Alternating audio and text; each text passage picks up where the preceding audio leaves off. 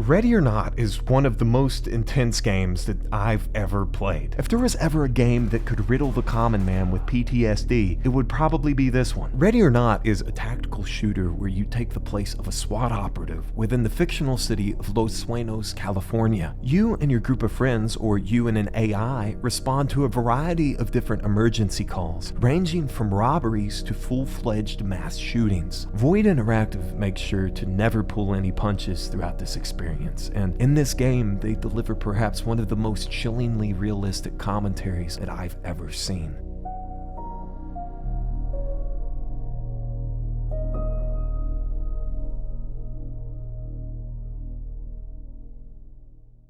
The gameplay of Ready or Not is fantastic. It's slow and methodical, which is quite the opposite of the flashy, fast-paced action that you see in other shooters like Call of Duty. The game's developers actually wanted a change of pace so different that they opted to remove the sprint button altogether, which only adds to the intense atmosphere because once you find yourself in the line of fire, it's awfully hard to find your way back out. It's also worth noting that the guns in this game have impact. They sound massive and punchy. Gunshots will echo and reverberate throughout the hallways, and as the player, you feel like you're wielding an incredibly deadly weapon.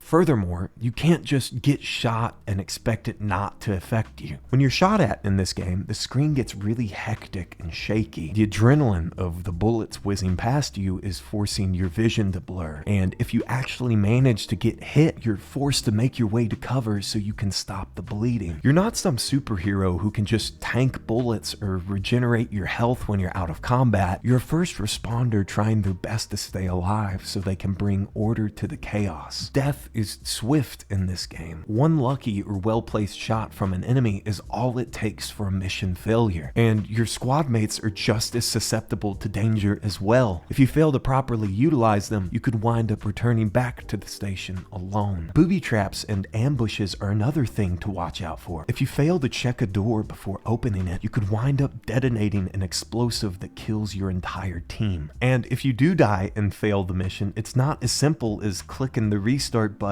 either. You're forced to return all the way back to the police station, and the officers who were dispatched with you will come back haunted and stressed, some of which may even retire or need to take time off for therapy. And if this continues unchecked, your officers will become far less effective in combat, and it can create a dangerous cycle of failure for the player. Now, some may argue that this dampens the game's playability. After all, it is a bit irritating having to return back to the police station over and over and over again, but I feel that this creates a layer of tension for the casual player, because even if you don't care about what's going on in the mission, you really don't want to have to restart all the way back to the police station again. The game also dissuades you from exiting a mission early, as it'll automatically raise the stress levels of all of the other officers, essentially conveying that you better have your shit together before you leave out on these missions. And I guess what I really want to hammer home here is that the gameplay isn't glorifying. It isn't flashy or pretty. It doesn't make you feel like you're Rambo or an action hero. It makes you feel fragile. The gameplay is genuinely stressful, and it definitely isn't for gamers who are looking for casual fun. The whole experience is set up to be gritty and realistic, and I think that the game's environment further reflects that. Now, my absolute favorite part about Ready or Not are the different settings that the levels take place in. The attention to detail that has gone into each individual map is absurd, and it's to the point where you'll notice something new each time that you play it. Take the police station, for example. Sure, you'll find the typical briefing room, firing range, and lockers that you'd expect to see, but the closer you look, the more that you'll begin to notice and appreciate some of the smaller details. There are several missing person posters all over the precinct, all of which have visible details and names. In addition to this, you can also find case details on some of the bulletin boards in the station. And these aren't just random people. These are suspects and victims that you actually get to see throughout your missions in the game. Most developers would just create a barely legible poster, assume that the player isn't going to look at it, and move on. But Ready or Not fills every single level with an ungodly amount of detail. For example, if you see a computer that's turned turned on, you can actually go up and read the emails that are on it. But the point is, you see the people that your actions are impacting. You walk through their homes and their workplaces. You get to see the way that they live. And I think that that's the perfect way for a player to get immersed. It's also worth noting that in one of their more recent updates, Void Interactive better fleshed out the mission briefing system prior to your arrival at a scene. Not only do you get to listen to the police chief explain the situation, but you also can hear the 911 calls that were sent in as the scenes unfolded, some of which are genuinely difficult to listen to.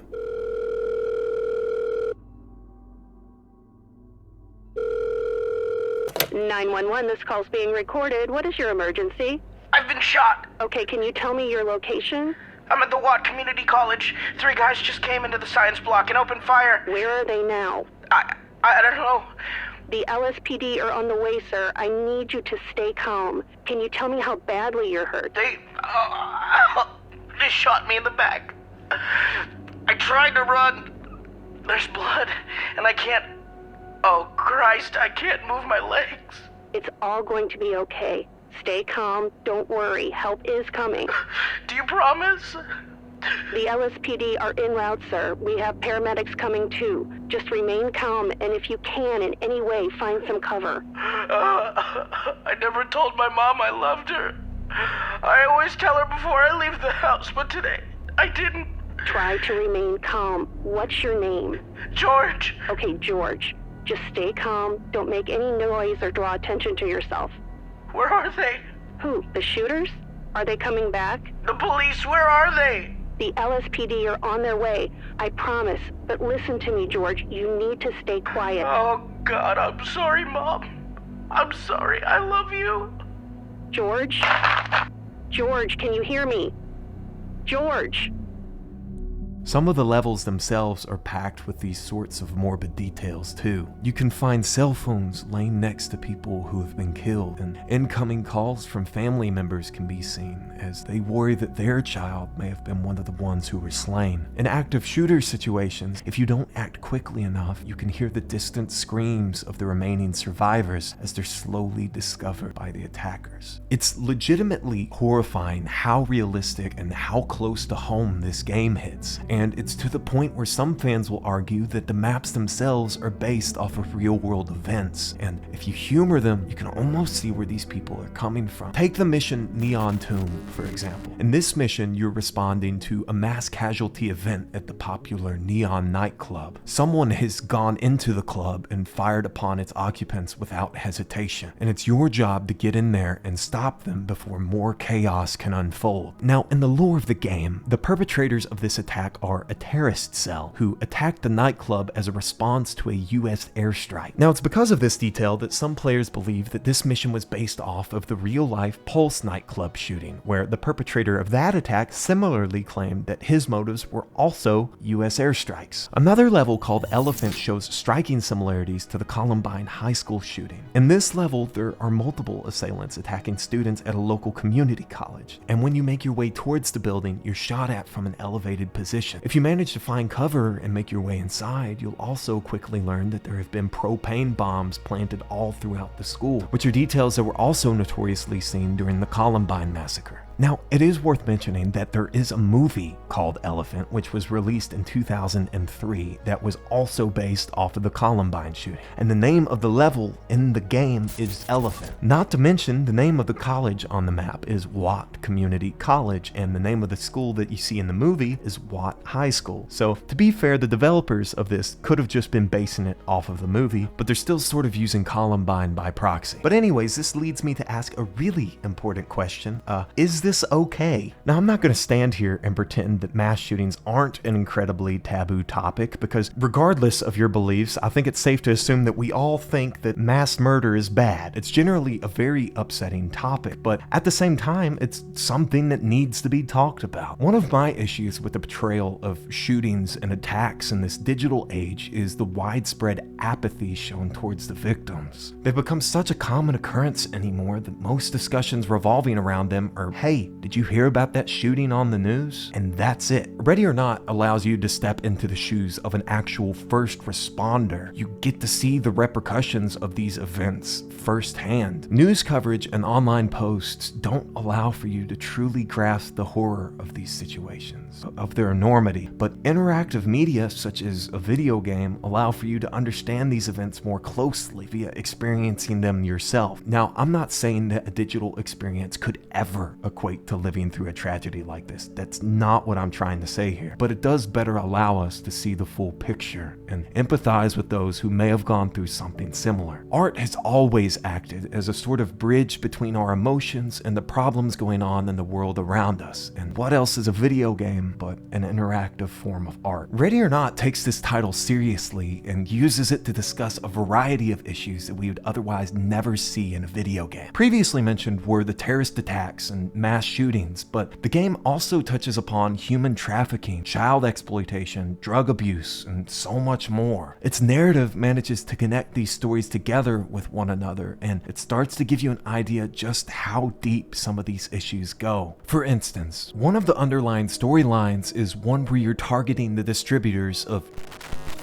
and you get to see firsthand how disturbingly far the issue reaches. You initially find this by accident when arresting an online streamer, of all things. After you raid his apartment, you look around for evidence and find photographs of exploited children. These photos are eventually linked to a data server company, and once you investigate that place, you eventually find out about Brixley Talent Time. Now, this was, to me, one of the most disturbing parts of the entire game.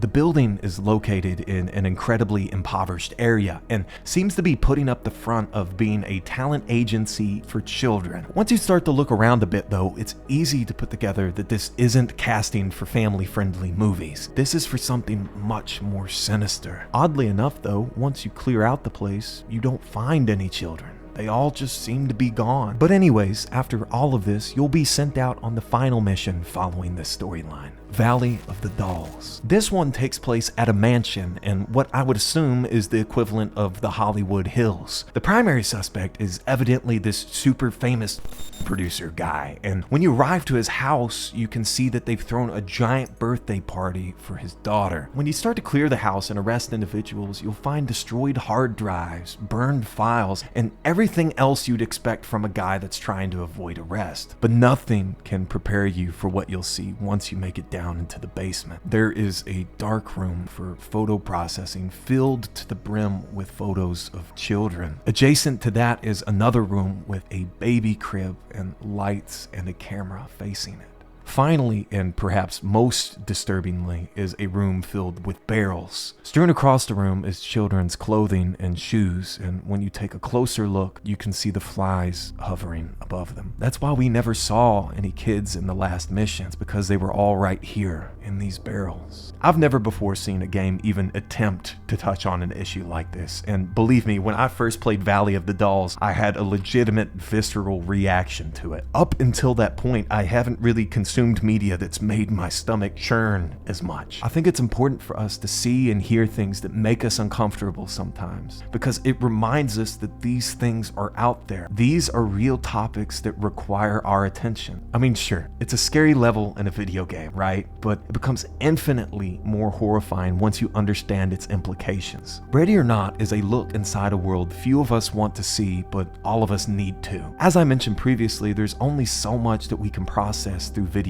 and text, but a simulator that allows for you to experience these events firsthand is an invaluable tool for our understanding and our empathy. For anyone looking for a tactical shooter, I would definitely recommend it. It's a haunting reflection on crime in America, and I feel that after my playing of it, I may or may not need therapy. Anyways, thank you so much for watching my video. You know I love you. I'm out. So that was an intense video. A lot of adult topics and themes in that one. So if you'd like to watch any of my other videos, here are some now. You can subscribe too if you feel like it. No big deal. Here's a decompression cat. He's chill. He's vibing. Ow, motherfucker, you bitch.